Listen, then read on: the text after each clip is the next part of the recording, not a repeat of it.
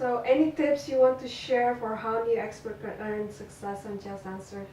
That's a good question. So I would say there's a lot of tips that I could have and a lot of things that I've learned just in the past few months of doing it. But I've answered thousands of questions, so I've been able to kind of pick up on what works and what doesn't. So what I've learned, what typically works is don't assume that you know the answer. Even if you're an expert in your field, every single customer comes with their own unique twist. So just sometimes take a few minutes to verify that what you're saying is accurate, even if you feel like you know it for a fact.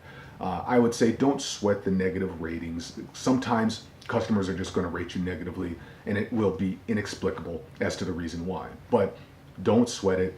Maybe there's some reason, maybe there's no reason. Either way, there are other customers that are going to rate positively, and there are going to be, at least in the legal side, many, many, many more questions that you will need to answer. So you just have to move on. I would say, now one thing I do to help save time is I have some canned responses, and it's mostly my intro and it is my exit from the conversation. So I copy and paste those a lot.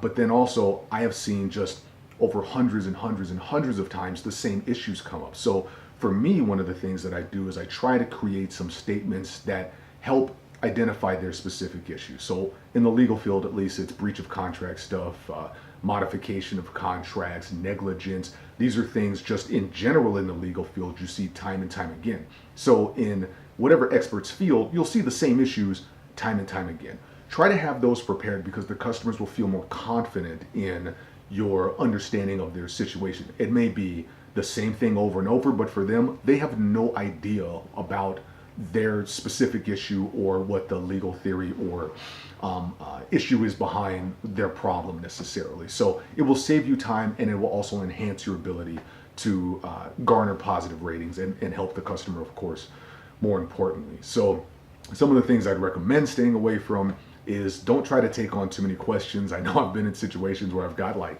6 people that I have that little red like alarm bell and I'm just trying to just hammer through and type through and talk to them as much as possible. Sometimes it's just difficult and customers get impatient. They'll either give you a negative rating or they will opt you out of a question entirely. And neither one of those is a good thing.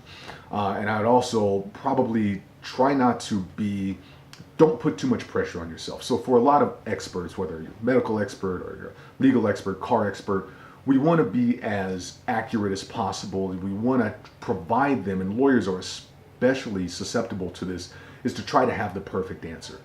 The customers aren't looking for the perfect answer. They're looking for information that can help them help themselves a lot of the times. They just need to know a lot of the times, is what they're saying accurate? Are their assumptions correct? They just need verification, so they trust you.